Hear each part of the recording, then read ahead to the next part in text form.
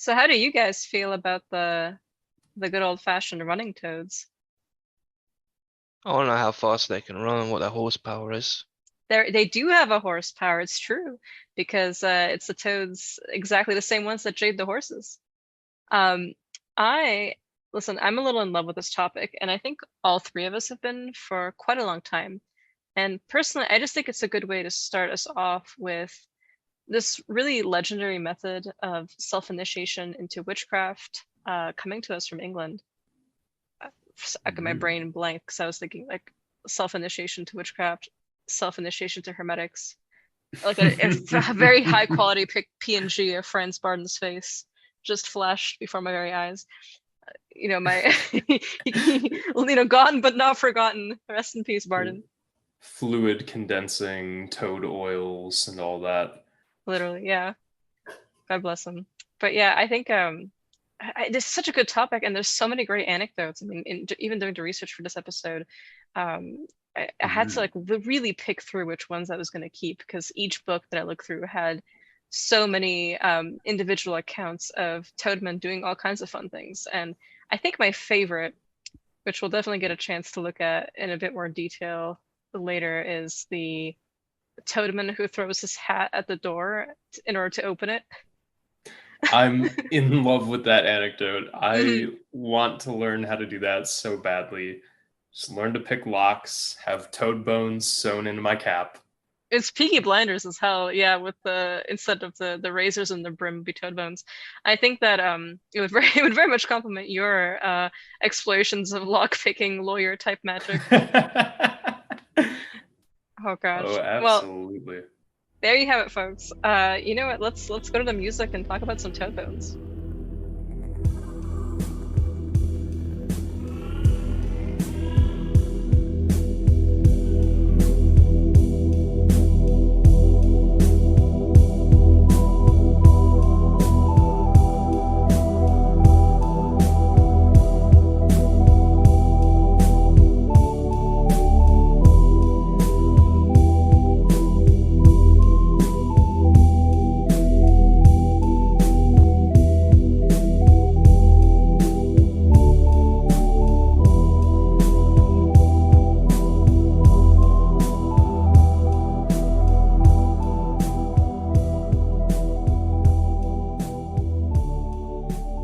Be not alarmed at the frightful howls which you may hear.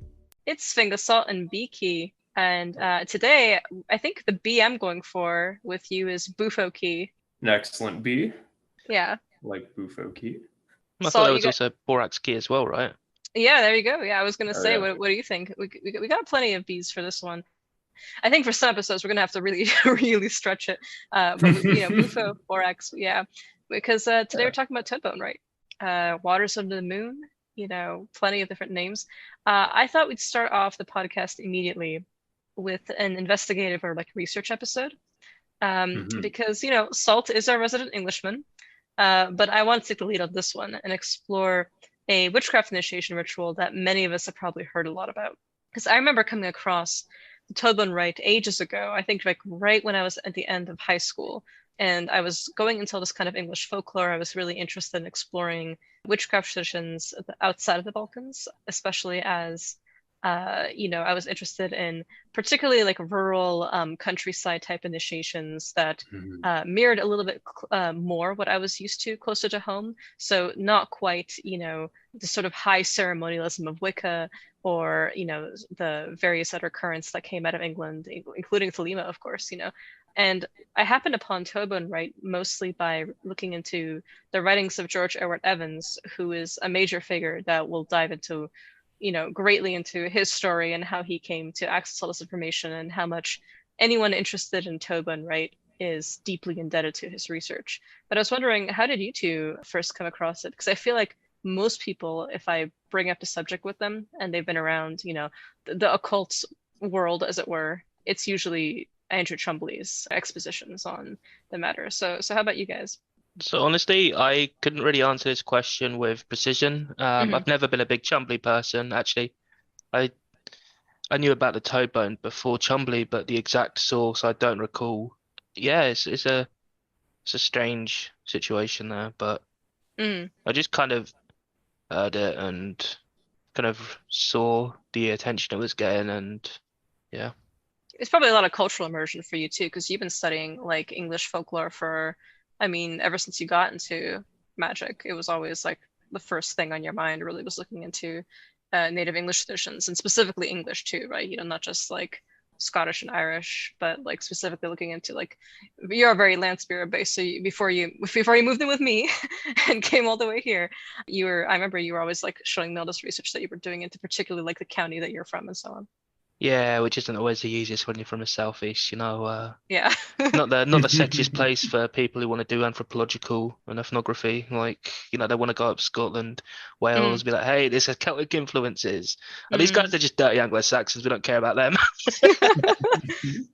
Well, hey, there's a really good book actually that we got in the Cloven Country one, Yes. which is all about English traditions of the devil. So we should do an episode on just the devil in English folklore actually. Hmm. Yeah, But we yeah, do. how about you, Key?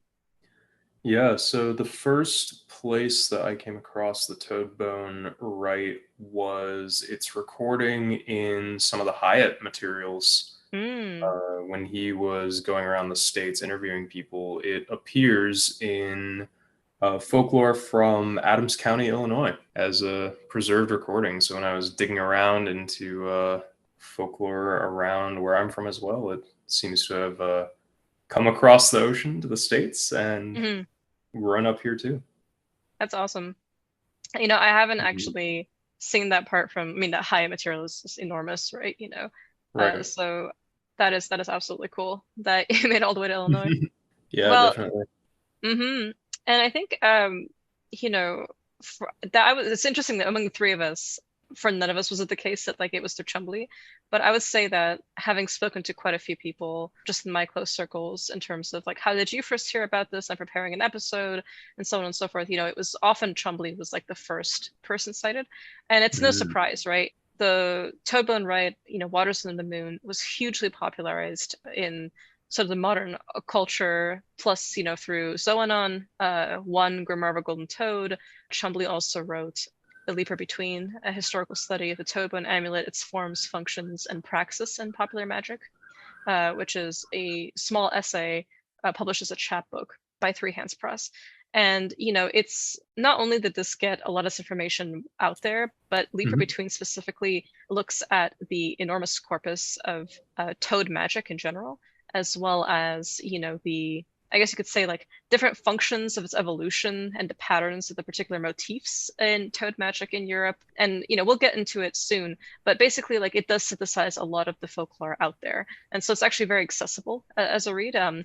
compared to like a lot of other Chumbley's writings, but it is really helpful. And so for those of you interested in this subject, I definitely would encourage you to take a look at Leaper Between, but especially the bibliography, because I pulled a lot of my sources from there, including, you know, and of course he mentions Evans greatly, you know, so he's there from the beginning. But I thought it might be good to help us contextualize everything by first starting with Chumbley, and you know, because it's through him that, you know, this ritual gets popularized in a lot of like European tradcraft currents. Mhm. And when I say tradcraft, I mean like the modern sort of like understandings of traditional witchcraft coming greatly and, you know, in being influenced hugely by the clan of Tubal-Cain, by Zoanon and the cult of Sabbatai, and so on and so forth. You know, so this is sort of the publishing industries that have promulgated 99% of the books that have traditional witchcraft in their name. They're coming out of this like Anglo, you know, sphere essentially of like witchcraft writings, hugely influenced by Wicca and responding to Wicca, and of course, you know, deeply touched by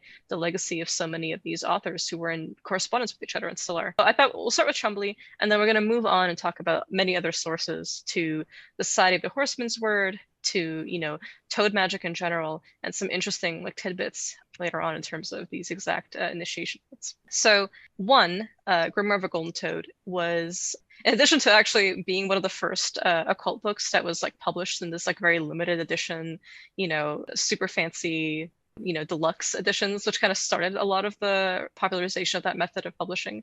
It's short, you know, it describes the basic outline of this ritual. You know, it's one form of it, right? There's many variations because it's a folk practice, so it's going to vary from Right. place to place or person to person. But it gives it in its like elementary form, right? So it's a solitary initiation that if you undergo it, allows you to command various animals, but especially the horse. And Chumbley tells us, this is quoting him, that it will serve as a key to all matters of the cunning art. and that's art with an E at the end because it's Chumbley. So even when he's writing a more pithy explanation, he can't help himself. But the description is very simple for those of you who don't know. So you go out and you find a walking toad, and this really means a natterjack, which it's a kind of toad that doesn't hop like most toads. Instead, it seems to run like a horse. It kind of gallops in this 4-foot motion. And Chumbley specifically says that if you cannot find it, you let old Providence lead you to a toad or a frog according to its own secret direction. So I think it's interesting that he's already saying that, ideally it's the natterjack, or specifically the walking toad, because, it's the one that, literally runs like a horse, right? But if that's not something that comes to you easily, probably anticipating the endangered status of natterjacks in the UK, if you receive the proper omens and so on, they will, nature and the spirits will bring you to the one that you should use.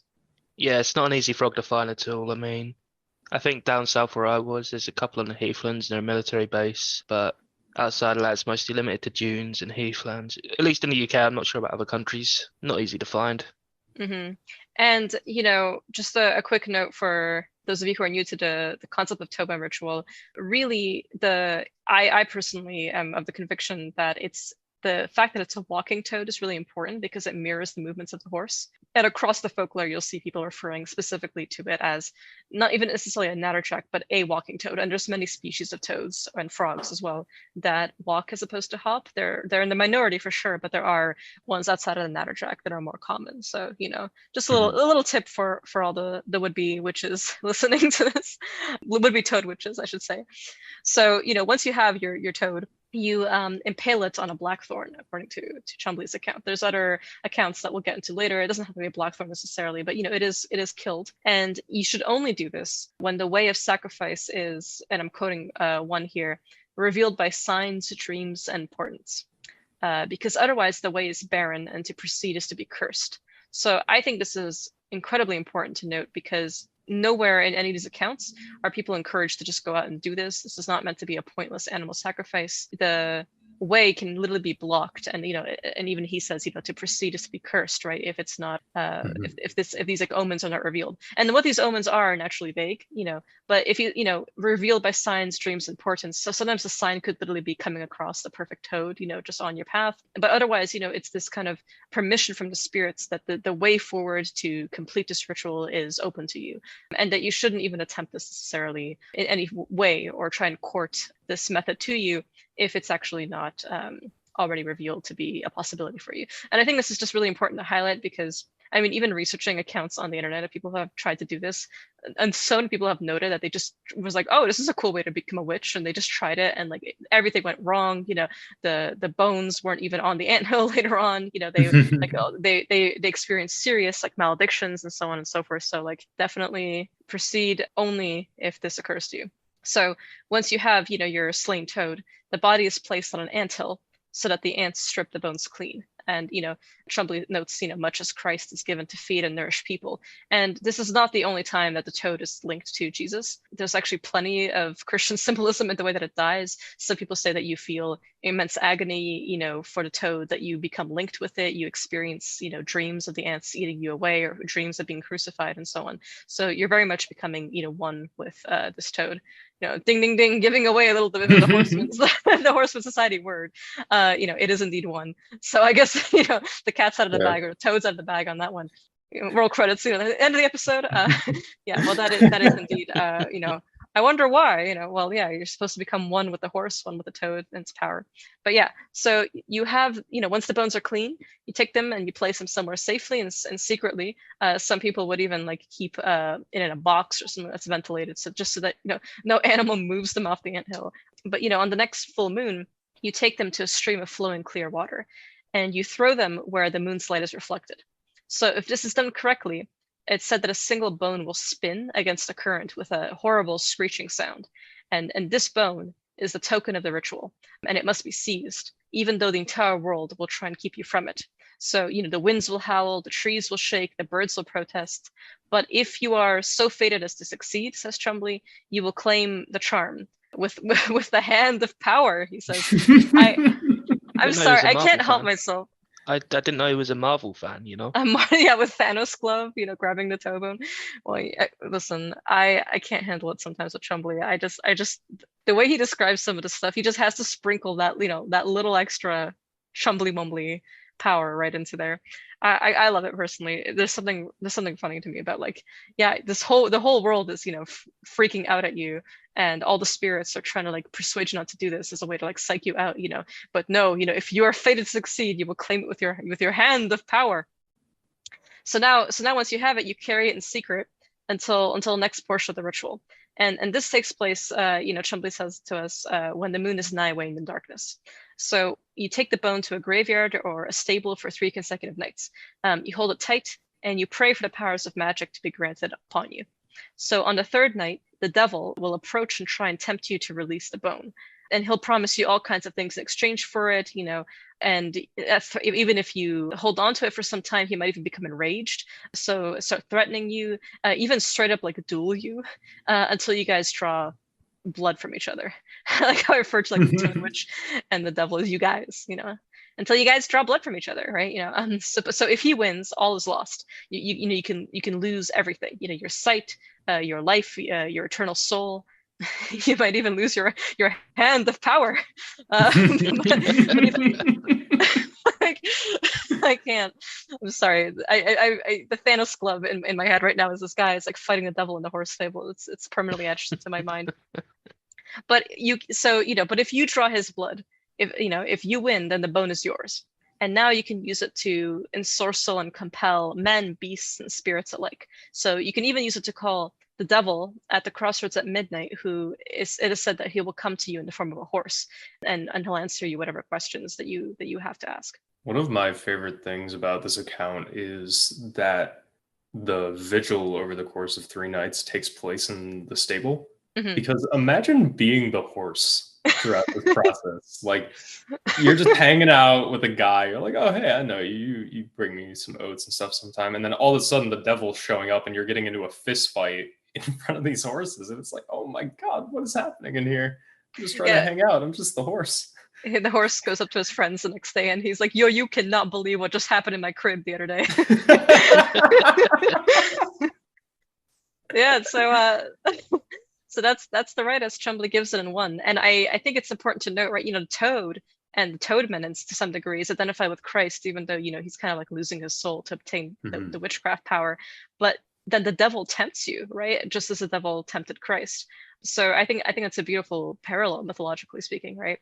And we're going to explore other versions of this ritual later, but for now, we're just going to stick with Chumbley because I really enjoyed his essay, The Leaper Between, because this goes over notes on toad magic across history, varied accounts of and different associations of toads with fertility, weather, healing, shapeshifting, death and rebirth, witchcraft, the devil, of course, and far more. And he links the toad bone amulet specifically to other forms of toad materia. So this includes powders, stones, jewels, such as the buffonite stone, which is alleged to be found in the heads of toads, that are then used as an antidote for poison. And various numbers of the bone that can be procured. So not just one toad bone, right? But having certain numbers of toad bones from the same toad, or doing the ritual multiple times. Because there's some accounts that I came up across, and even speaking with practitioners of this magic, where you do it multiple times. Once you keep the amulet for yourself, another time you powder it and you eat it so that the power can never be taken from you. And sometimes, you powder it and add it to an oil for, like, horse jading and so on. So he actually begins with our good friend Pliny. He looks at his natural history, which contains a number of different toad and frog formulas. One of which, for example, is placing a toad in a clay pot and burying it in a field to avoid storms. Another one is that you take a small bone found in a toad's right side and you put it in boiling water. And this is going to instantly cool the water. And so, most importantly, with this one, the bone itself that you put into the water is obtained by letting ants eat away the flesh. So we're already seeing some of, like, the proto, motifs of this ritual. And then there's another bone that tells us that it has the property of assuaging the fury of dogs, and that if you put it in a drink, it will conciliate love and end discord. But if you wear it as an amulet, it acts as an aphrodisiac. So from Pliny, Chumbley derives 11 motifs that are the basic components of toad magic that came to later be synthesized in late medieval and early modern European magic involving the toad bone amulet. And this amulet, of course, doesn't even have to necessarily be a bone. It could be a stone or a powder. And these are the following. So number one is the interment of the toad in a vessel, such as in our early example of the clay pot. Number two is the burial of the toad. Number three is that the toad is related to weather magic. Four is that the method of obtaining the bone is to cleanse its flesh by letting ants eat it away. Five is that the bone's power is connected to water.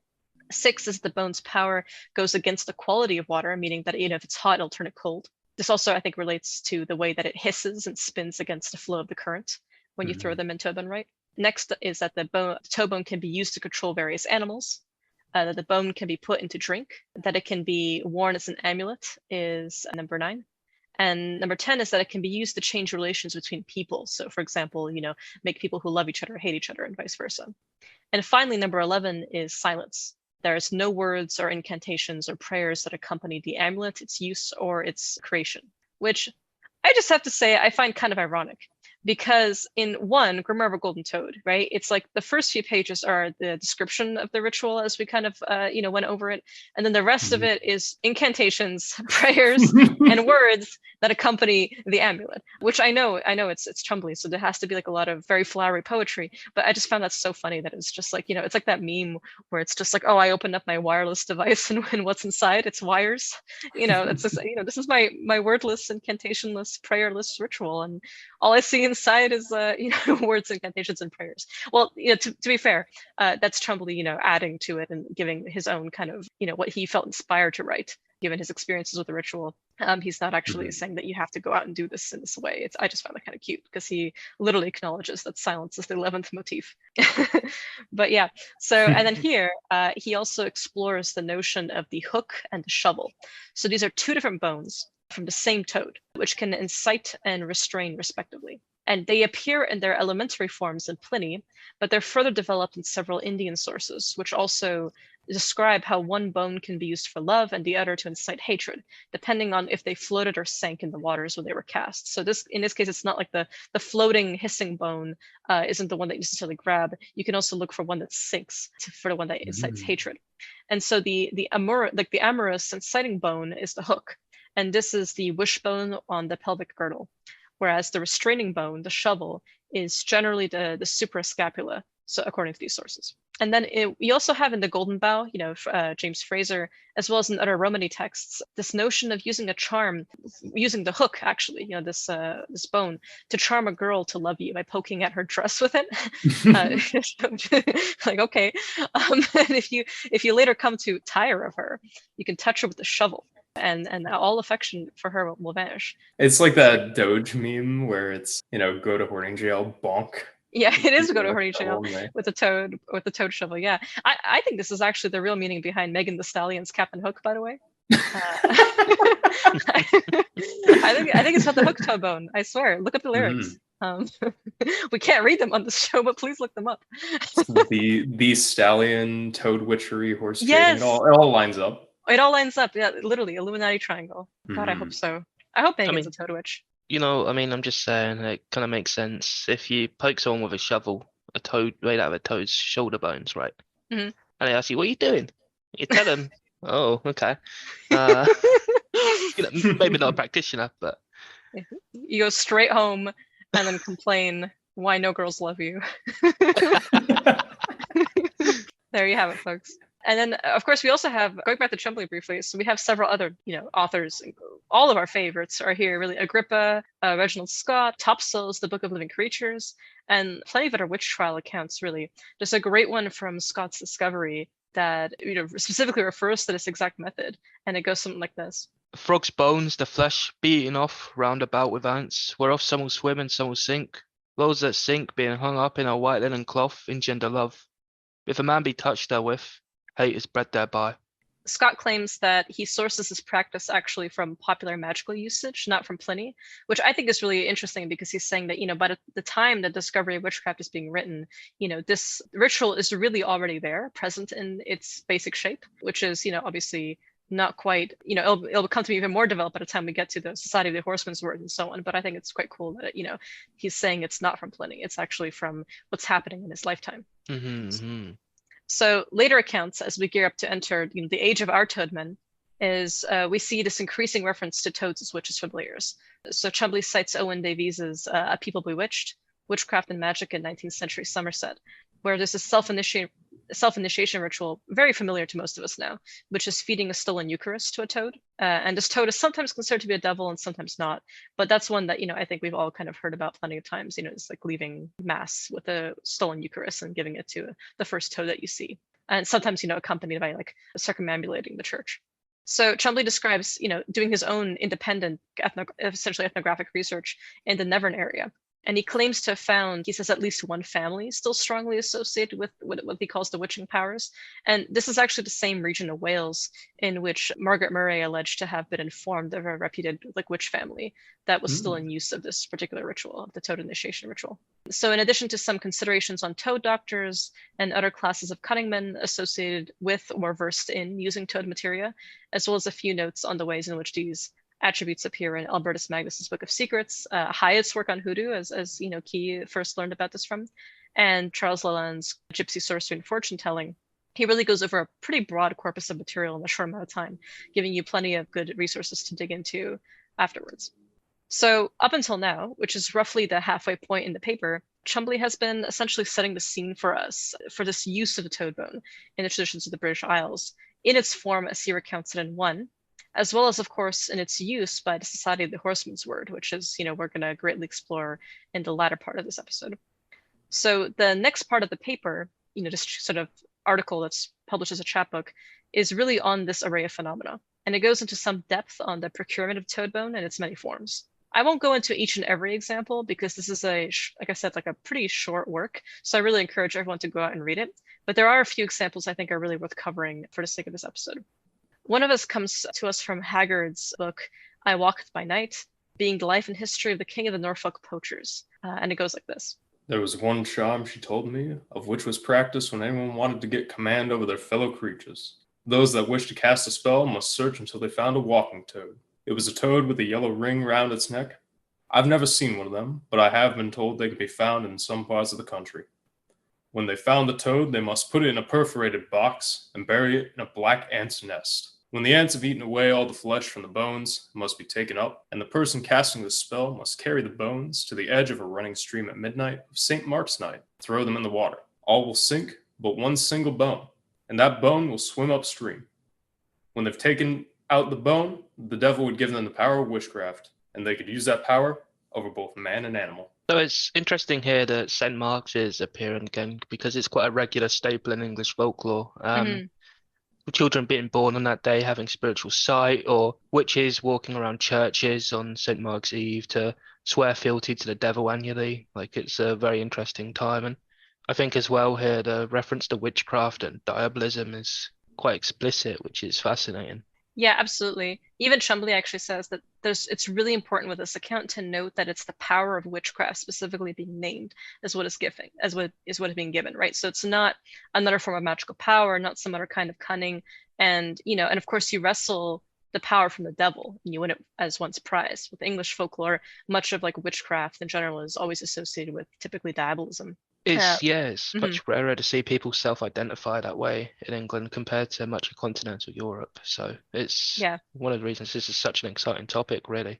Yeah. And, I mean, that's also true even where I'm from in the Balkans, it's like people don't identify as witches because that's like identifying as a baby killer, or a cannibal. It's less like a specialist of magic of a particular sort, because other cunning folk can curse and can heal and can leave their bodies and fly out, and so on, protect their people. But a lot of them identify as like specializing in anti-witchcraft, like what they heal is witchcraft. So no one would really identify as one. That's not a particularly, useful thing because it could earn you a lot of suspicion. If someone else in your village is suffering, you're the first person suspected of doing it, if you identify as one. And, you have to still go to church and maintain appearances if you are one. But it always connotes a monstrous otherworldly nature where you're a bit more like a spirit than you are a person. And it comes with the hunger and the ferality and the risks, the dangers of being seen like that by spirits, but then also not being one of them fully. And so it's that weird place in between.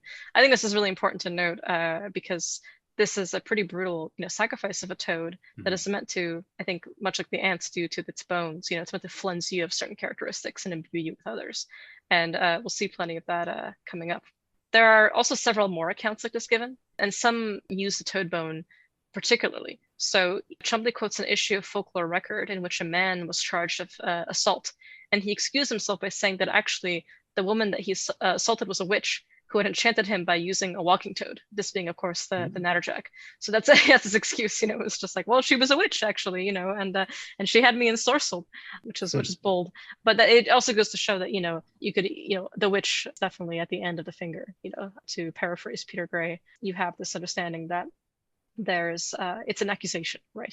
Just as witchcraft arose in Europe as a political crime as opposed to a religious crime, we also have this understanding that it is the kind of magic that is not just a specialization, it is of knowledge, it is a power. And so I think that's an important motif for us, right? It's the power that is knowledge versus the power that is power. Definitely. So one thing as well I think that's worth noting is in the Cambridge Book of Magic, or additional MS 3544, makes use of a very similar ceremony, but in this case, the particular subject at hand isn't simply a toad, it's a mole. One of the classic animals who appear in literary magic during the period alongside, the hoopoe and all that. So the text reads essentially, you take a mole and place it in blessed oil, you make many holes and afterwards close its mouth and put it in a place where there are many ants for 10 days. Afterwards take the bones of that mole and put them in running water, and keep back the bones which turn against the water, and touch the woman either on the face or in the hand, and she'll love you at once. I'm really glad you brought that up because I think it's so cool that it's a mole this time. It goes to show that, the elements of the ants flensing away to flesh, or, and then taking them to running water, and then keeping, taking the bone that specifically turns against the water is something that isn't necessarily just related to toads.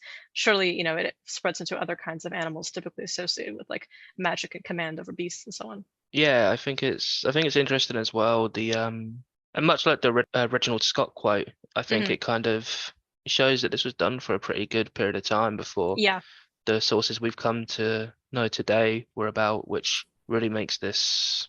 It's a huge stretch of time. Absolutely. And that's really, speaking of sources that, we come to this ritual through, this is really where Chumbley starts citing several points George Edward Evans. And he's the folklorist largely responsible for cataloging so much of the information on Horseman, Toadmen, and Jading horses that we use today. And this is also the way that I came upon this ritual originally.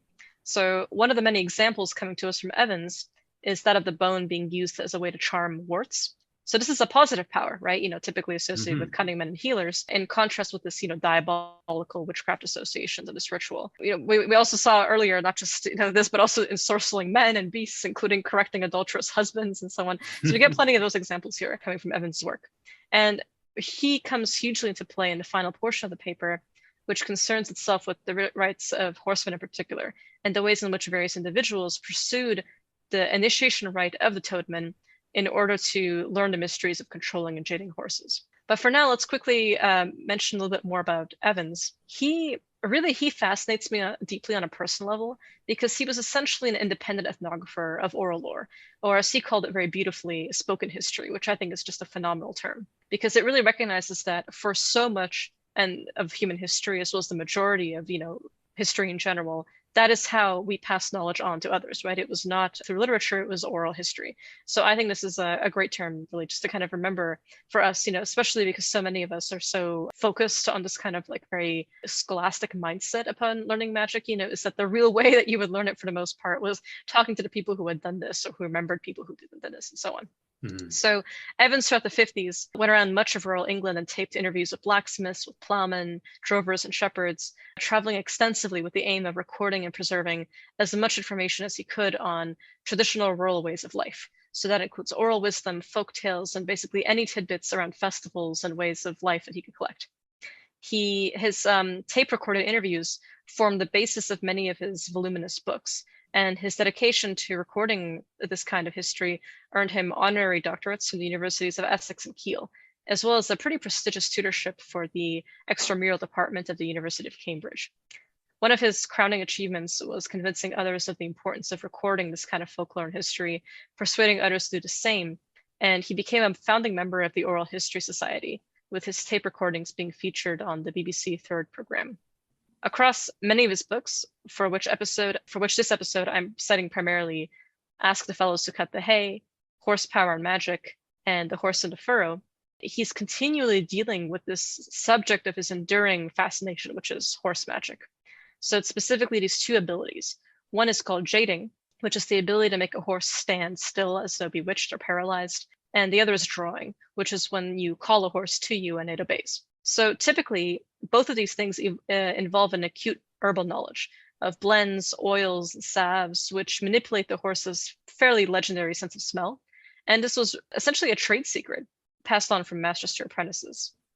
One of the other interesting things that is kind of happening around this time, like you mentioned earlier, the Egyptian secrets of Albertus Magus and the long lost friends and things like that, just as much as those are what we think of as somewhat magical or explicitly magical texts, things like this will contain, some of these formulas and formularies of medical and like veterinary tinctures and things like this. So there's some of the, oral secrets and trade lore that's starting to, leak out around the time that things are being recorded. Yeah, absolutely. And, throughout Evans' travels, he continually comes across the same hint of lore. Besides this methods of jading and drawing that involve herbs and oils, there's this different method as well, that some people went through this entirely other procedure to learn how to have power over horses, which is this killing of the walking toad, drying and burying it in an anthill for a month and then tossing its skeleton into a moving stream beneath the full moon. So Chumbley notes that thanks to Evans and others, we know that this form of witchcraft and self-initiation and then the jading via the toad bone was known not just in Suffolk, Norfolk, and Cambridgeshire, but also Wiltshire, Cornwall, Pembrokeshire, and northeastern Scotland. So in most cases, the solitary context of initiation plays a really important role, though the power and knowledge of this rite was also collectively within the general memory of these areas as something that was whispered about when it came to matters of folklore, as well as appearing, of course, in the secret societies of the Scottish Society of the Horseman's Word, which could be located in Orkney, Aberdeen, Perth, Ayrshire, and the Moray Firth regions of Scotland, and their derived guild, the Horseman Society, located largely in the Midlands and the East Anglian and Southwestern counties.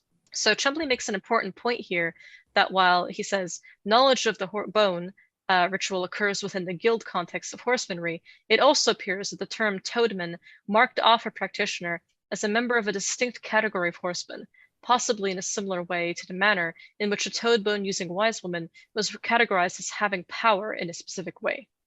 So this is a really great way that he reminds us that, having the knowledge or the cunning of herbs and, which jade and which straw and how are they prepared, how are they tinctured, how are they made into an oil and so on, is one kind of power or like one kind of knowledge, that gives you power.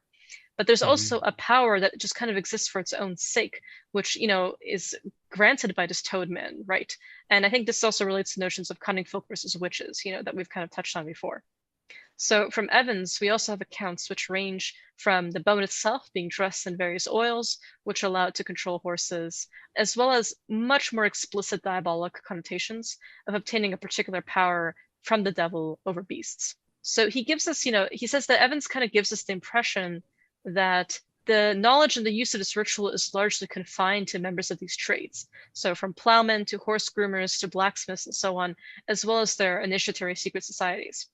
Chumbley surmises that it's much more likely that the original case regarding this mystery was that it was rooted in East Anglian traditions of folk magic, as we've seen even before with the mole, and the way that this ritual was kind of floated around the oral memory for so long.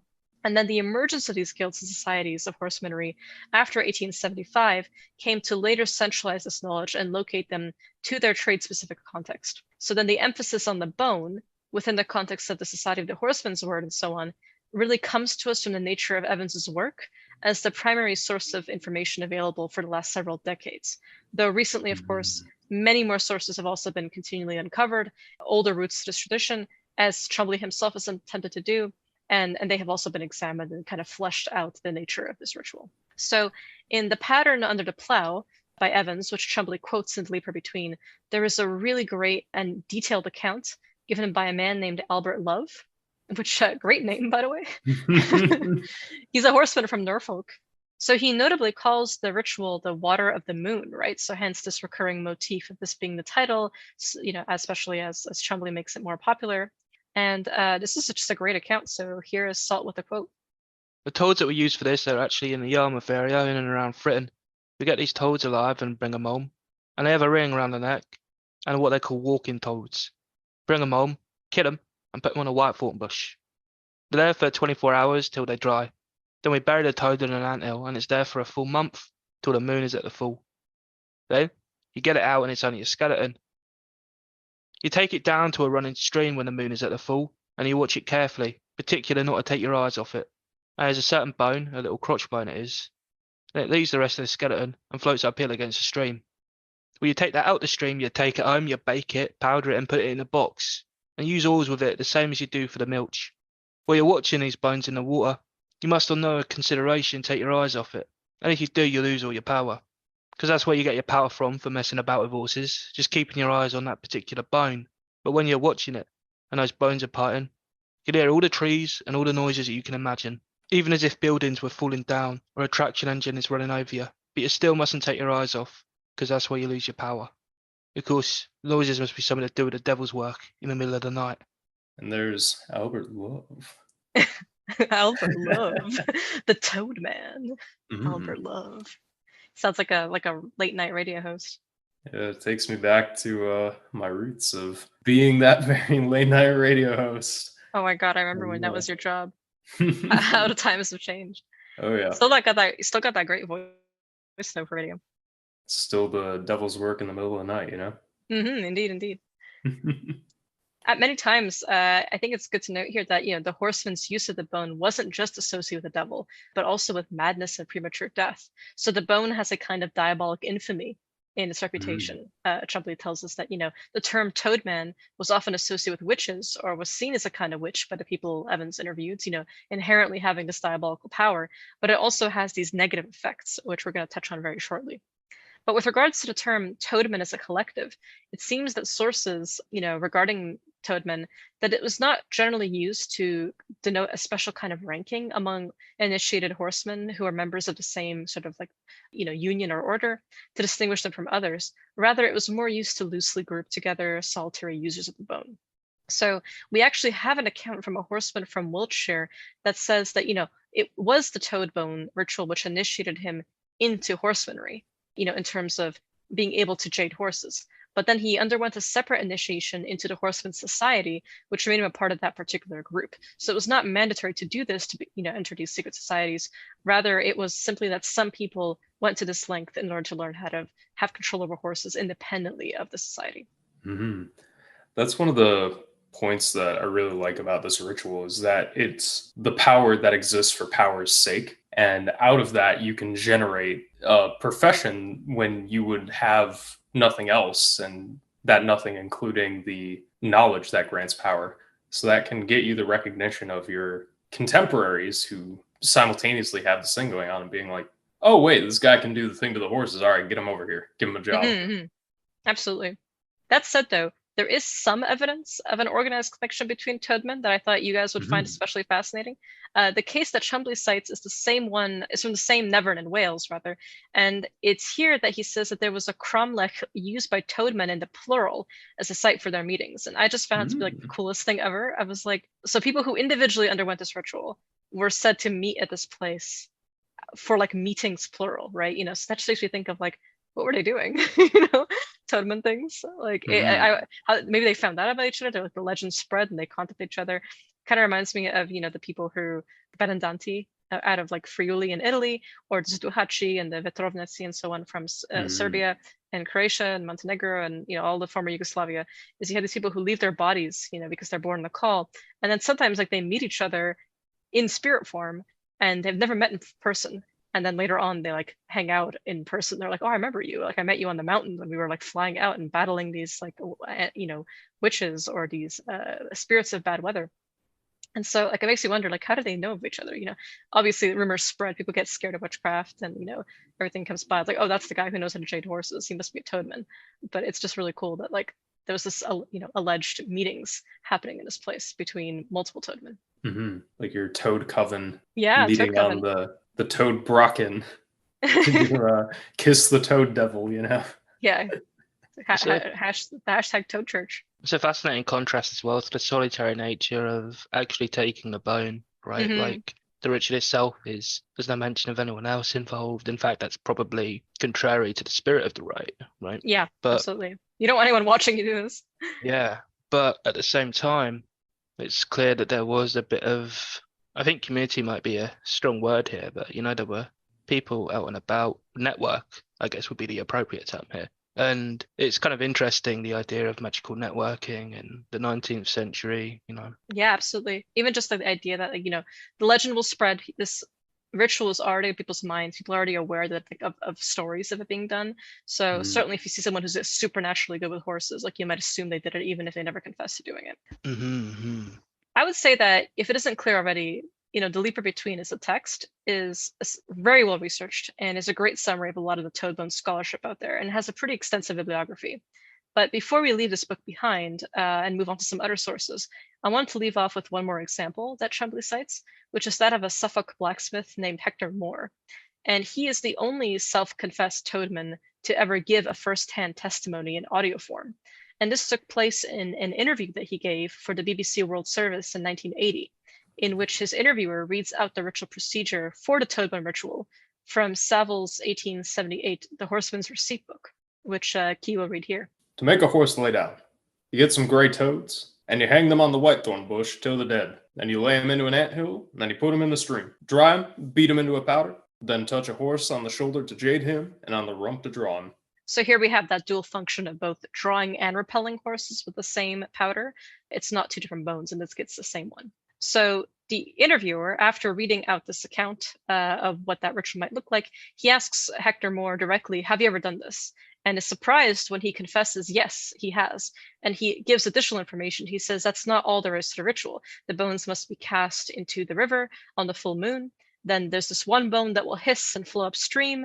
That's the one that you seize with your hand of power. And that one can be used to draw or jade a horse. So the interviewer exclaims, that no one's going to believe him. And Moore responds, and don't matter if they believe you or not. That's a wonderful old thing, which I think is just like the coolest thing ever to flex on like the BBC. It's just to be like, yeah, I did this. I don't care if you don't believe me because I can jade horses. I can prove it.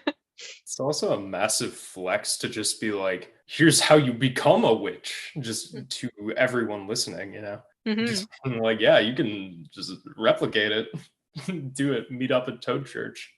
If the correct omens are given, or the dreams, but yeah, obviously not all these accounts stress that specifically, but I think that's quite important always to note. Given just the accounts that we've seen of people who didn't follow that and all the bad things that happened to them. But I think we've been talking a lot about the boys so far, but what about the girls? What about the ladies? Because the Horseman's word was a fraternity, right? And we'll chat about them in a second. But it's important to note that there were female toad women as well. So the solitary initiation aspect of witchcraft, of course, was definitely not performed only by men, even though typically it's men who were, initiates of the Horseman's word because it was a male fraternity. So in Nigel Pennick's Witchcraft and Secret Societies of Rural England, The Magic of Toadmen, Plough Witches, Mummers, and Bonesmen, he quotes the Norfolk witch Tilly Baldry, whose account of becoming a toad witch was published in the Eastern Counties magazine in 1901. And I'll read this part out loud. I'm going to give the English accent my best shot just because I feel like it's so assault. I'm sorry if I've offended your people and my in-laws. So here he goes.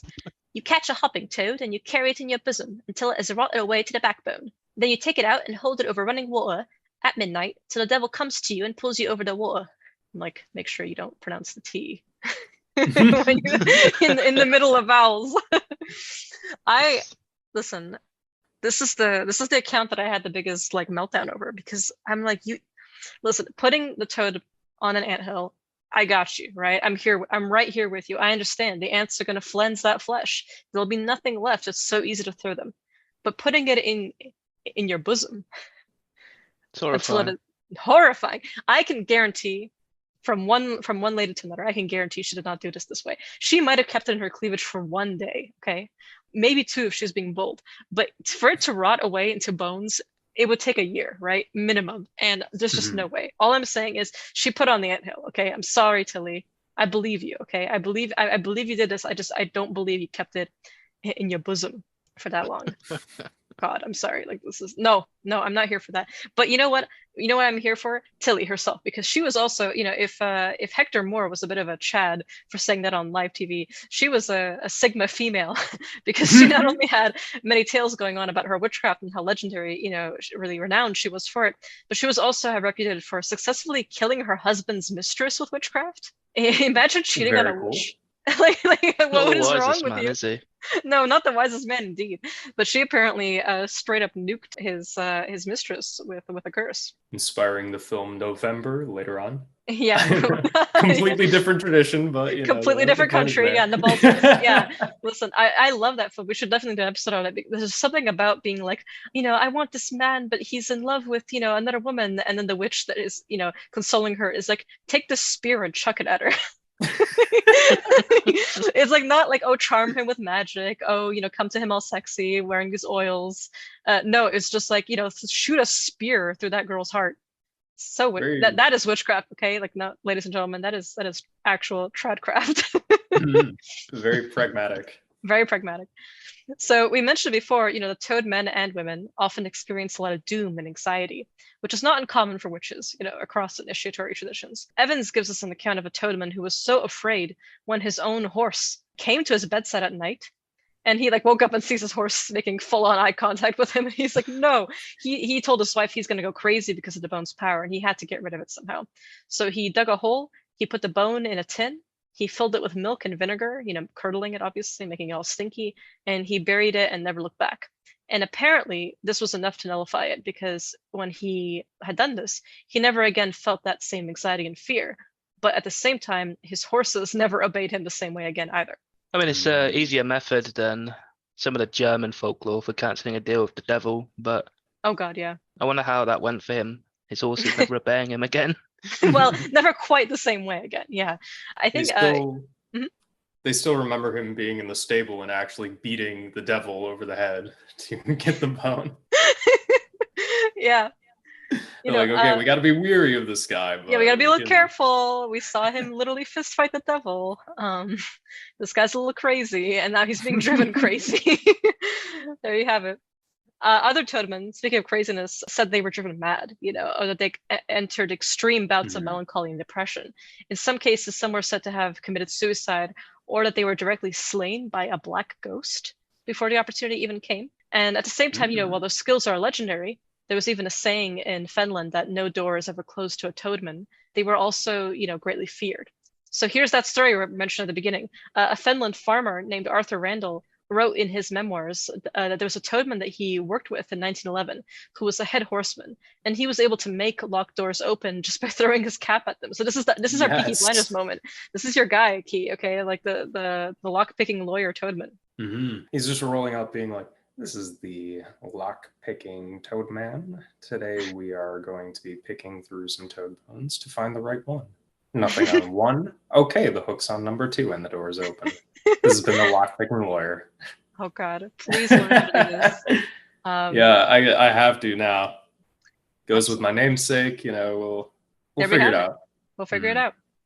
And and speaking of doom, there's actually a really great reference from recently released work that I alluded to earlier, Jeremy Hart's Cloven Country, The Devil in the English Landscape, which I found especially illuminating on this front. So after mentioning the basic outline of the ritual, the drawing of the devil's blood, in one-on-one Street Fighter combat, Hart notes that there was he says, price to be paid for these powers.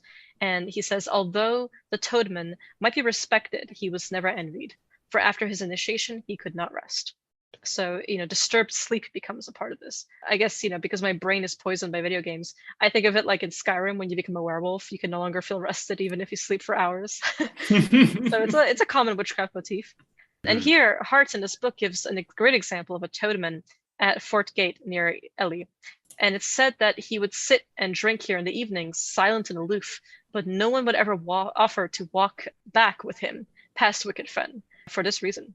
Mark Forby never wanted no lantern. When he went home of a dark night down the old back lane with the fen on one side and the mirror on the other, he didn't want no light, 'cause the old devil walked beside him unto the path of flames.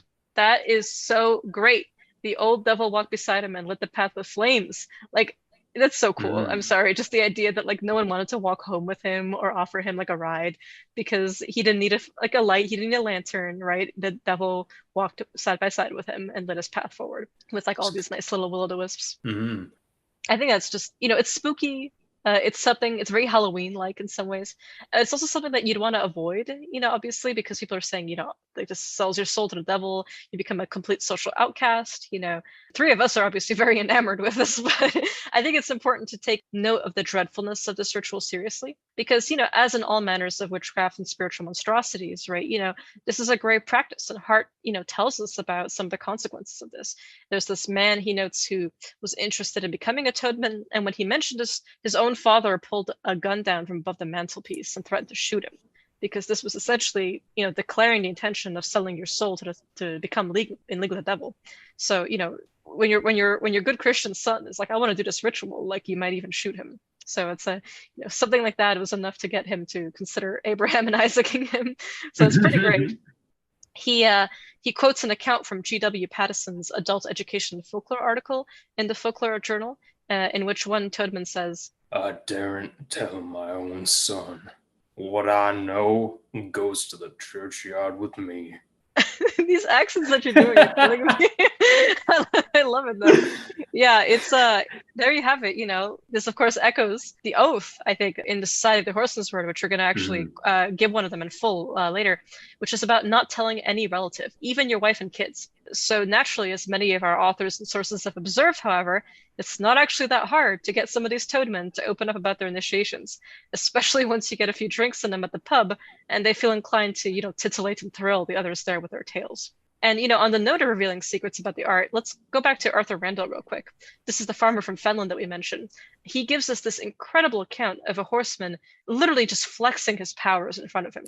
So this comes to us from 1911 when Arthur was a young boy on a farm near King's Lynn. One day, a horseman asked him, have you ever seen the devil, boy? To which he answered, no, he had not. And he hoped that he never would. And the horseman replied, well, I have many a time. And what's more, I'll show you some. He then thrusted a 2-pronged fork into a dunghill, and he harnessed his horse upon it. And he told the horse to pull, but however hard it did, it could not pull the fork. It was paralyzed, right? It was fully jaded. It couldn't move. So it's this humongous beast pulling and pulling at a tiny little fork, and it just can't get it out of the dunghill. So having, sufficiently demonstrated his powers, he told the young Arthur, now don't you tell nobody what you just seen here, boy. He never recounted this tale ever until that very same horseman died. So like he was struck with fear, having seen this guy just roll up on him and completely flex and then just leave. No explanation given. That's another Chad moment right there. I'm obsessed with the voice that you did for that one, Key. I think we might have to. I think have you ever seen the Devil Boy? It might become one of our recurring motifs for our show. Oh yeah.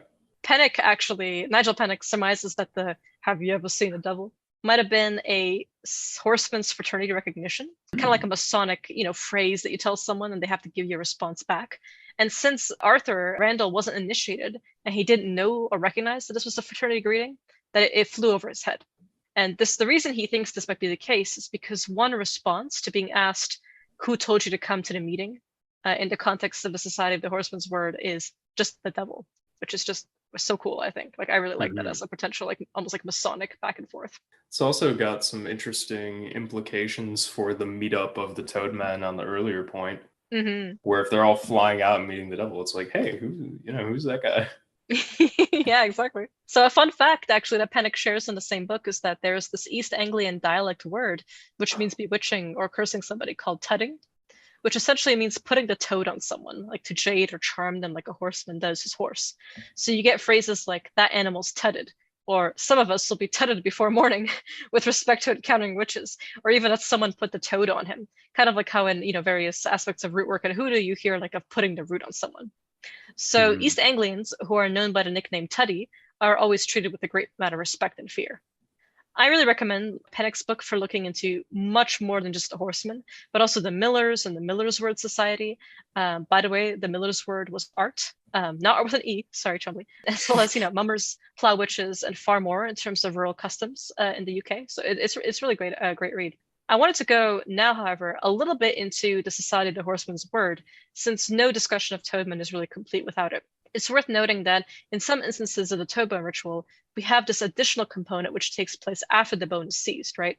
So in 1949, Enid Porter interviewed a retired horsekeeper in March, Cambridgeshire, who told her of a man who he knew had done the Toadmen ritual and that he had to take the bone at midnight on 3 consecutive nights to the stables for the initiation to actually be complete. And then on this third night, the devil would manifest, he'd fight him for the bone, just like Chumbley gives in 1. And then the ritual was, only over once the blood was drawn during the struggle, which would fully initiate him into the powers of the bone. So if the devil wins, however, and wrestles or otherwise tempts, the bone away from the would-be Toadman, then all is lost. But if it's kept, then the world becomes his oyster, as it were. Though he must keep it at all costs, or he will not only lose its power, but also likely die. This is something that we've seen is not necessarily the case in people who have actually gotten rid of the bone in order to gain the sanity, like the guy who put it in milk and vinegar and buried it in a tin can and so on. So it's not necessarily true that they died, though this may have been the case in others if this devil spirit or this black ghost was particularly keen on hunting them down after losing their match, right? So this framing of the confrontation between the initiate and the devil is actually preserved itself in the initiation ritual of the society itself. The actual initiation ritual of the Society of the Horseman, Script and Word has been documented through several initiates who really just broke their oaths of secrecy, essentially, to divulge this information. In Russell Lyon's book called The Quest for the Original Horse Whisperers, he notes in the introduction that he has this memory of when he was in a pub with a friend who, to his surprise, knew a great deal of information about Jading, about the frog's bone ritual, about the horseman's word, and that he had learned all about it when he was a young lad by listening to old horsemen who would frequent this pub called the Lamb and Flag, and after having one too many pints, would essentially tell all these tales to impressionable young folks around. And he surmises that, many of the ways in which so many of this information about the initiatory rites, the practices, and even the history of the Society of the Horseman's Word even came to, how this even came to circulate oral lore despite these oaths of secrecy, likely had to do with these drunken pub atmosphere moments. So the gist across their accounts regarding how one gets initiated is that the initiate is first summoned by receiving an envelope containing a single horsehair, which I think is the coolest thing ever. It's like a Dark Brotherhood sort of Skyrim moment. You get the little the letter with the hand, we know. A quest start event, and the heads up display, another objective appears. Yeah, literally. So it's a horse's hair, right? And then just instructions to where to go and when to be there. And this was not an invitation you were to refuse, because essentially without membership, not only would it be hard for a young plowman to stay on the hiring circuit, but initiated horsemen might even make his life difficult socially if he were to abstain. They could haze him or treat him poorly for not being one of them. Oh god, speaking of Skyrim, I just thought Shadowmere could be the horse. It's your mount. So in one version, the initiate, having received this letter, goes to a graveyard at night to look for a specific tombstone, at which there was a whip, which would allegedly give him power over the horse. But when he went there to grab it, he himself was then seized by men and taken to the barn where he would be initiated. And he was blindfolded and bound and completely disoriented, yet nevertheless guided by his soon-to-be brothers. He is then manhandled into the 4 corners of the barn and offered a drink of what appears to be horse urine. After this, he is brought to the center of the hall and he's stripped of his blindfold, at which point it is revealed that he's in front of another man in costume. And, who is he impersonating? The very adversary himself, sometimes nicknamed the Devil, Lucifer, Old Clutie, Old Nick, even Hercules. And he is then prompted to make the right answers in a short, quasi-Masonic, quasi-mummers play dialogue that goes something like this. How came ye hither? Through darkness, dangers, and difficulties. What do you seek to obtain? The lost word. They now take the horseman's oath, which is taken in a position neither sitting, walking, nor swinging, lying, flying, standing clothed nor unclothed, boots on or boots off, or blind. And there's many different versions of the oath. Some are exceptionally long. The one that we're going to read right now for you, we felt that it was good to include at least one version of it. So here is a Cambridgeshire version of the Horseman's Oath dating from the early 20th century, given to us by Nigel Pennick. I, of my own free will and accord, do solemnly vow and swear before God that I will always heal, conceal, and never reveal any art or part of this secret of horsemanry, which is to be revealed to me at this time or any other time hereafter, except to a true and faithful brother, after finding him so after due trial and strict examination.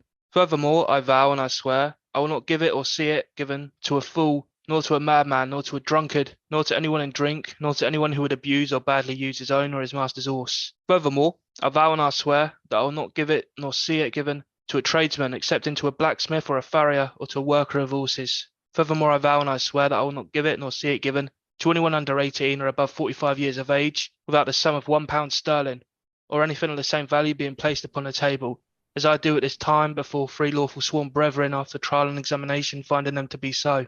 Furthermore, I vow and I swear that I will not give it nor see it given to anyone after the sun sets on Saturday night, nor before the rise on Monday morning, nor in a public house. Furthermore, I vow and I swear that I will always be at a brother's call within the bounds of 3 miles, except that I can give lawful excuse, such as my wife in childbed, or my mares in foaling, or myself in bad health, or my master's employment. Furthermore, I vow and I swear that I will not give it to my father, nor mother, nor sister, nor brother, nor to a woman at all.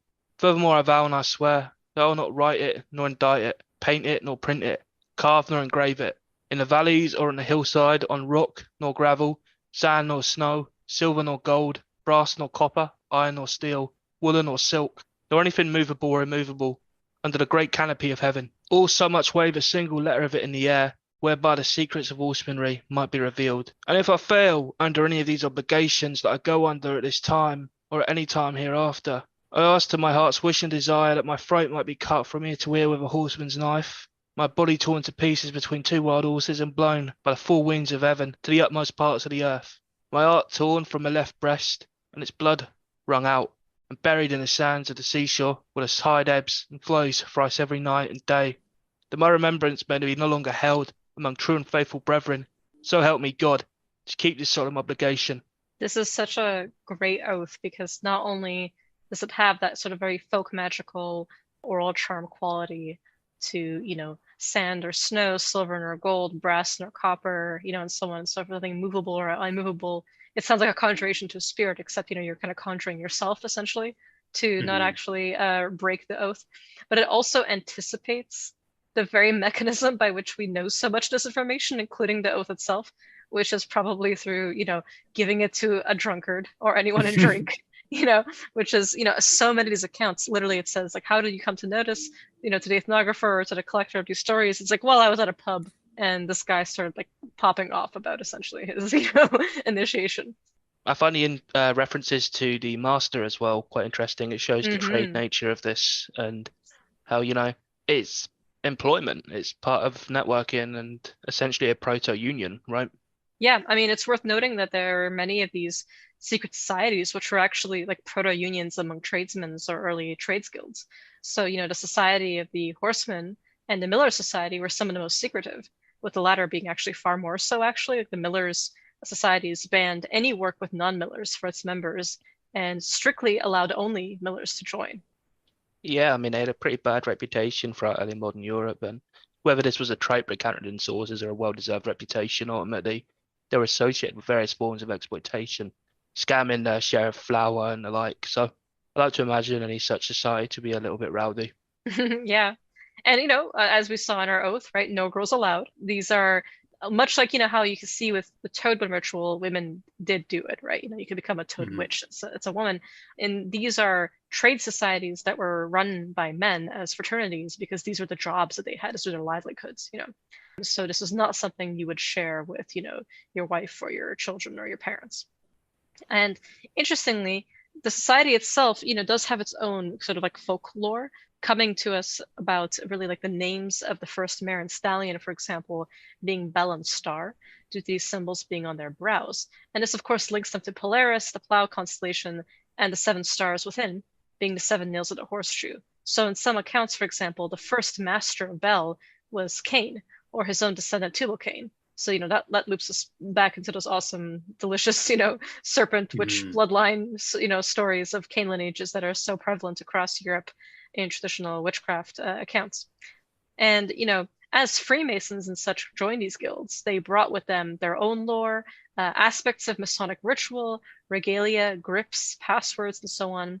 So while the Miller societies, as we mentioned, guarded their secrets very heavily as trade specializations and tactics away from non-Millers, their societies, however, eventually died out, and their secrets with them, as Millers who worked with wind and water mills were gradually pushed out of business by new technology. Meanwhile, however, the Horseman societies only grew in the 18th century, and this is largely because until the invention of the horse collar, which doubled the pulling power of the horse, and the efficient swing plow, most plowing was done with a heavy wooden plow that was pulled either by a team of oxes or a combination of oxen and horses. So this was at least a two-man job to control and direct the team, which meant that there was always a need to hire skilled horsemen. And given, the intense bonds between people and animals and the close living quarters which they shared, you would imagine that, trade secrets proliferated all the more, as there was always a demand for these abilities. So just as the invention of this new collar and type of plow came into being, so too did a new and improved breed of draught horse appear. The Duke of Hamilton imported 6 black Flanders stallions in the mid-18th century, which were bred with the best mares, and this started the powerful and popular Clydesdale breed. So you have this new technology plus this new breed, essentially leading to the demise of using oxen as plow animals, but further, skyrocketing the need for very skilled horsemen to direct them. So, essentially at this point, the Horseman Society really only flourished. It seemed that in many cases, to quote Lyon, no farmer could work his fields without a horseman who was a member of the society. And as the name suggests, the word itself, what is that word? It was given to initiates as a way to help them control horses. Meanwhile, the grip is a handshake between members. So the word itself is often associated with, having this knowledge of herbs and oils which manipulate the strong sense of smell of horses in order to control them. Now, back to the initiations. Lyon's book goes into a great deal of depth, as does the Society for Esoteric Endeavors publication, titled simply The Society of the Horseman's Word. I recommend checking both of them out for more. I'll quote one section of an initiatory dialogue or interrogation, used primarily in the Aberdeen and Buchan areas.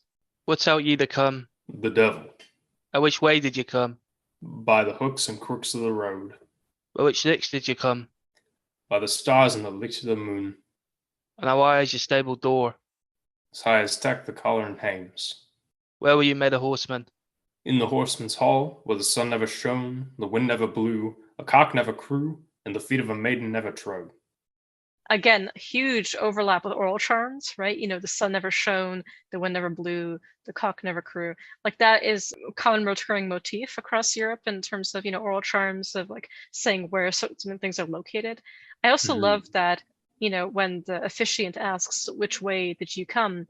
The candidate replies by the hooks and crooks of the road, which that's the hook and the shovel, right? Is coming to my mind immediately as well, as a clue, in addition to this being sort of the crooked path, obviously this is not an easy, well-trod area. And Lyon recounts a very detailed, very long, and by the looks of the language being a bit more modern, a more recent version of the oath, in which the candidate swears to never tell anybody the secrets of the society, and especially not its word, not even to his wife, to his children, to his parents, much like it's in the other one that we read, and also anyone who's intoxicated. So again, we have this, kind of, constant recurring motif. I think it's baked. Yeah, it's clearly a problem. It's baked into the oath because they know this has been happening. They're trying to crack down on their OPSEC after a while, just come on, guys. Yeah, literally. So next, the initiate's blindfold is removed, and this is the part of so far we very familiar with the earlier account that we just read, but at this point it diverges a little bit because the blindfold is removed, and then he's led to an even darker part of the building, where he will once again see a shadowy figure dressed as a devil, and now he has to shake his cloven hoof, which I think is super cool because the hoof was usually the foot of a dead calf or lamb, or even a forked stick covered in skin. we love forked sticks. At this, with Cunning in Command, we are big fans of stangs. Or it could be even a foot smeared in phosphorus to make it glow in the dark. Like, imagine being dehydrated. You've been given a horse pee to drink, and you've been like manhandled by all these guys. You've been made to swear all these oaths, and now you're like put in front of this guy dressed as the devil, and his hoof is like glowing. Like, that would probably blow your mind. Mm-hmm. And not to be a bit of a chemistry nerd about it, but something that has come up on the blog before is actually a recipe for this glowing phosphorus from a, funnily enough, veterinary formula manual by Henry Beasley that came out in 1850. So situated right in the heyday of the Toadmen. Mm-hmm. Yeah, that's like the druggist's Treadmill receipt book, right? Yes, the very one. Yeah, I mean, that was a great post by you. That I think it's, again, just showing this constant connection between, these trades and these tactics.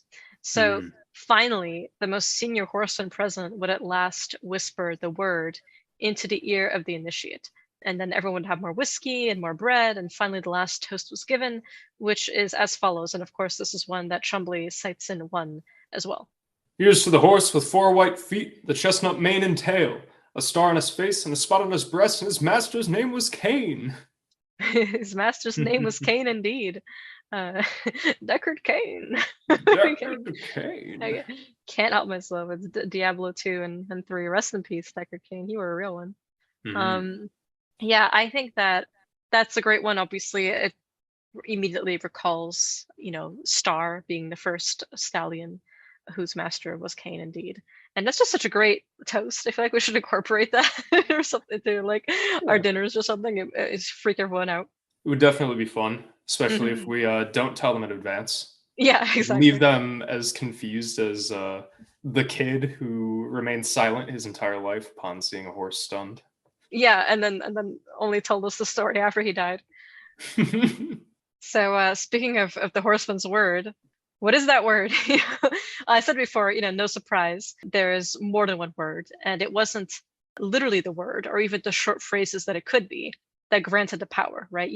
This entire time it's being told, to the initiate, it's the word that, once you know it, you'll be able to have power over horses. But really, it's the initiation into the society, which itself has documented knowledge of the herbs and techniques of Jading that were conferred upon you once you joined. So that really, the word is a metaphor for the membership.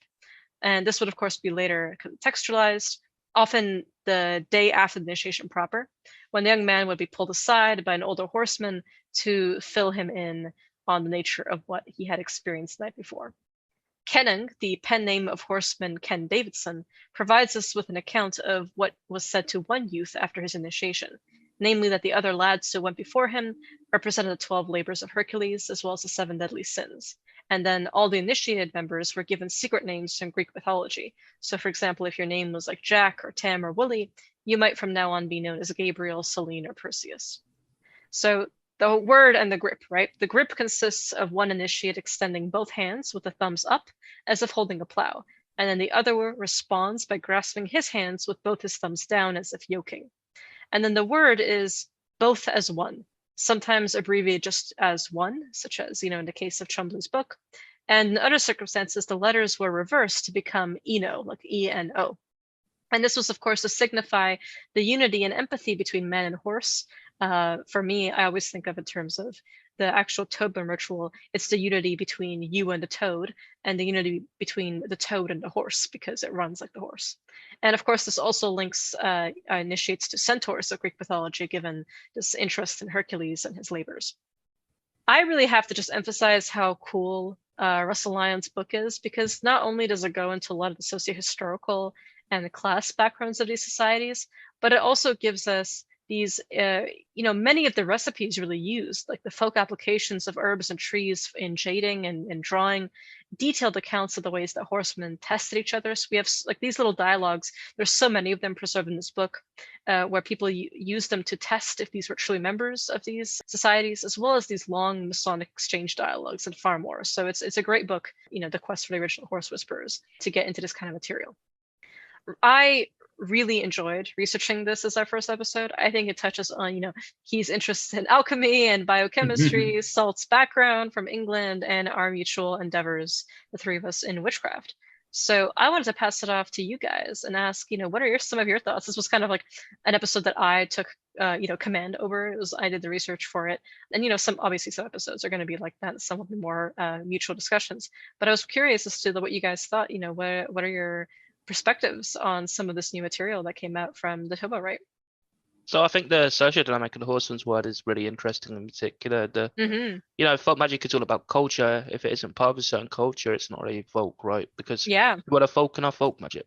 It's not just a commercial term, and folk means people, and a group of them at that. In the same way, this group, the Horseman's word, their methods arise from a professional culture. It's done within their particular profession to further their ends and abilities within it. So here, obviously, the word folk means people doing this kind of job.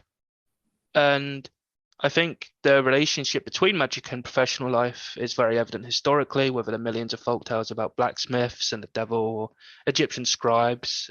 Aristocratic magicians are shown pretty plainly as having interests that might differ from other folks, such as in the writings of John Dee. So it's in a weaving of professional life and magic, really. I think the Society of the Horseman's Word is an amazing example of this and how magic just touches everything in life. And in this case, a bunch of lads decided, fuck it, here we go, this works. And I want to select a few co-workers to start doing it with as well.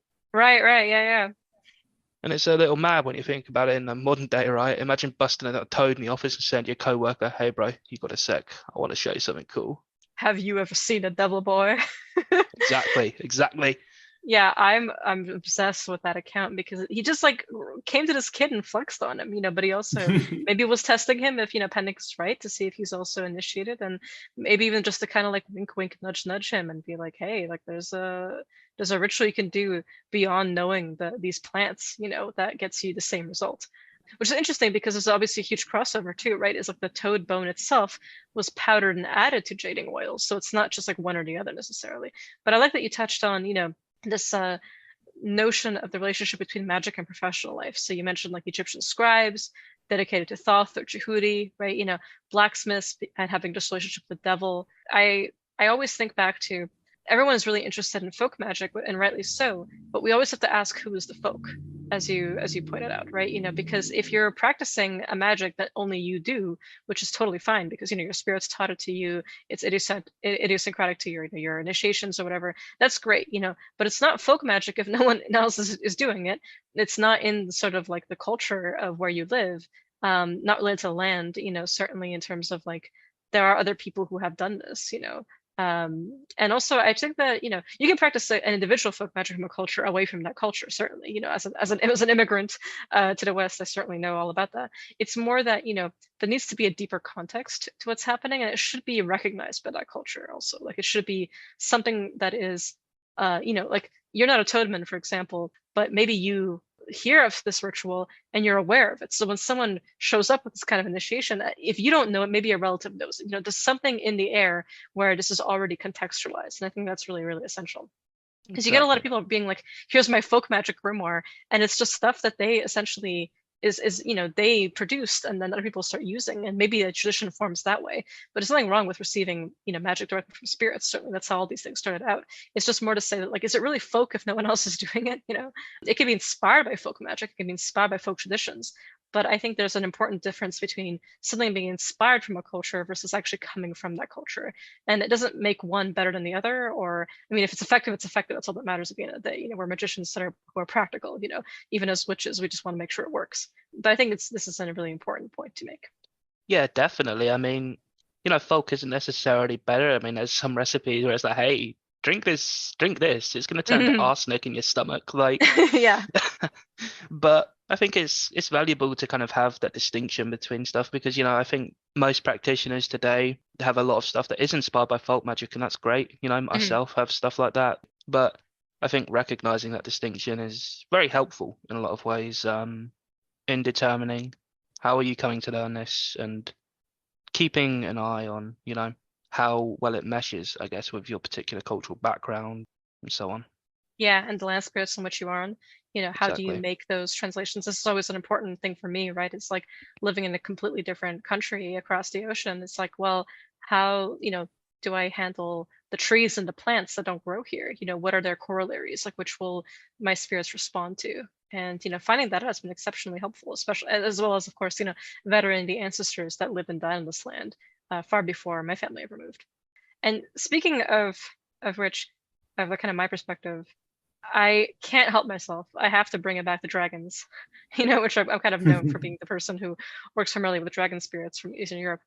But there is, for me, dragon magic is everywhere, all over this ritual, because what is an amphibious creature who flies through the air, swims through water, but also runs or trots like a horse? Like, that is a dragon, right? Now, of course, gazillions of different kinds of dragons in Eastern Europe, in the Balkans and everywhere, there in terms of, ones that are more serpentine, ones that are more like carp, ones that are more like rams, plenty of different species, as it were, if you want to call them that. But it's specifically, this is such a quintessential sort of shape, So without going into like 4 hours of me getting excited about dragons, let's just leave it at that for now and say that there's a clear reason why this simple rite has far more like serpent and dragon related cunning mysteries going on than at first glance.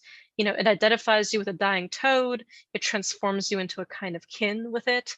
And to me, this is like literally like a puzzle at the heart of this ritual. Not a shock that, Chumbley, of course, having a great interest in dragon spirits and writing the Dragon Book of Essex, would also be so taken by this ritual.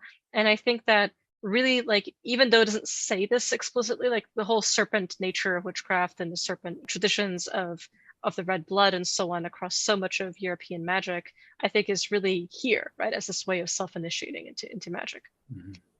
And by the way, I wanted to hand it off to Key briefly, because it's thanks to you that we really found the identical account, but in a place that is completely not the United Kingdom.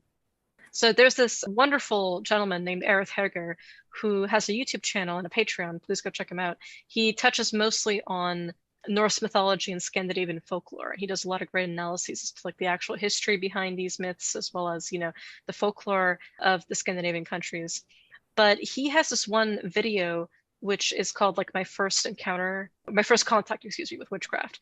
And we were just like listening to this randomly, like Key and I, and we were just shocked at that out of nowhere, after giving a bit of an introduction as to, how he first as a child came to be interested in magic, that it all started with this very strange but very familiar account of essentially the Toadmen ritual. So Key, can you tell us a little bit about how that went? Yeah, so in the video, Edith describes growing up at a village in the Portuguese countryside of about 50 people, in which everyone strongly identified as Roman Catholic, but simultaneously held a lot of the, as he called them, old beliefs and traditions, which, we see popping up again in the toad bone ritual itself. Mm-hmm. So when he was a child, he said his recollection of the exact time that this happened is a little hazy because it was over 20 years ago. But somewhere between the ages of 6 and 9, his family found a dead toad on the doorstep of their house. And his great-grandmother, they were all living together at the time, sees the toad and immediately proclaims it to be a gift from the fairies. So that's the omen. Mm-hmm, exactly. To go back to the importance of the omen, that is the omen par excellence. Mm-hmm. So she takes the toad from the house to a nearby field and places the remains on top of an anthill. And the next day she returns to the hill where the toad had been cleaned such that only the bones remain, collected them and put them into a small wooden box that was lined with like a red velvet fabric. And after a few days of waiting, he wakes up in the middle of the night thinking that someone is calling him from outside of the house. So he wanders outside following the calls through the forest beyond, and after wandering for a while, he encounters his great-grandmother and begins to follow her. So eventually they arrive at a stream in which the people of the village are washing their clothes and soaking wood for making baskets and things like this. And she opens the box and tosses the bones into the stream. When the bones enter the water, they begin to glow such that they're distinctly visible in the darkness of the night, like the, they're painted in phosphorus posts. Yeah. So All of the bones float down the stream except for one, which stands in place, spinning in a little circle in the water. And his great grandma jumps in and grabs the bone, and they both look up and see this shadow silhouette man in black figure across the stream. And this figure floats above the water and approaches his great grandmother, at which point his memory is somehow blocked or erased, apart from a feeling of overwhelming dread and fear, which, to go back to the experiences of the Toadmen earlier, is also something that comes about by the shadowy guardian of this tradition. Mm-hmm. And his memory only resumes at some point in the next morning, with his presumably now Toad Witch great grandmother hanging out in the house. This blew my mind. Like, you and I were like dropping our jaws at this, because this is taking place in Portugal. So not the United Kingdom, not the British Isles. We were so happy to have come across this account, not just because we actually really like Aerith's videos, but he has a lot of them. And we just decided to watch this one day together while streaming it on Discord. And then we heard this and we were like, what? This is incredible. And I think it's also great that he mentions, this was a strange thing for him to even do, like to wander out into the woods, because this was an abnormally dark night. No one was at the river. These woods were known to be inhabited by wolves, but he followed his great grandmother who did this. And clearly she knows the ritual, right? Like, she knows what to do with the toad, right? Like, this is already in the oral memory there, which tells us that this, typically associated primarily with the British Isles, is that it made its way to Portugal, and who knows where else. I'm sure maybe northern Spain, maybe Galicia, who knows. So this is really exciting stuff. I wonder where else we could probably find this ritual. And just because it's not recorded in a book, this is the thing that I'm always trying to tell people, is like, just because it's not in a book doesn't mean it doesn't exist, and especially not just in English. So this is exciting stuff. And I am just really, really happy that he shared this, because he just said he doesn't call it the Toadman ritual. He doesn't call it Waters on the Moon or anything like that. But everyone in the comments on YouTube is like, oh, read Chumbley, read this, read that. This is the Toadman ritual.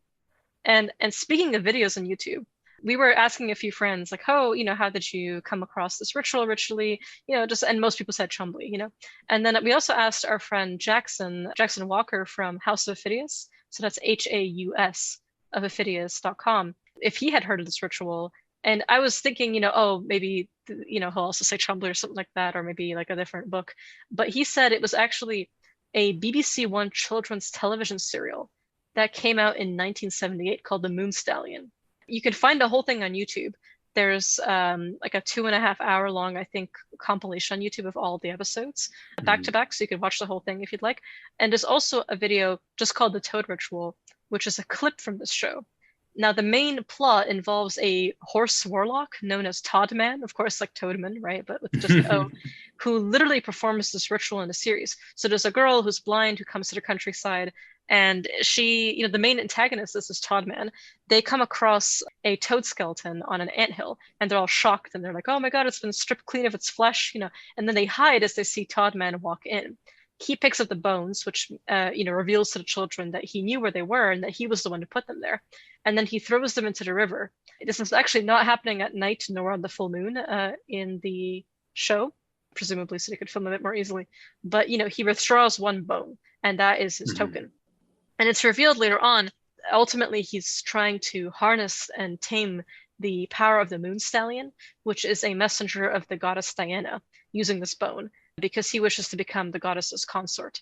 So I think it's so cool. It's very definitely 1970s BBC children's show. When I showed it to Salt, he was like, oh, this reminds me of everything that was on the telly when I was a kid and I was sick and wasn't at school. Like, this is what would be on if I turned it on the TV.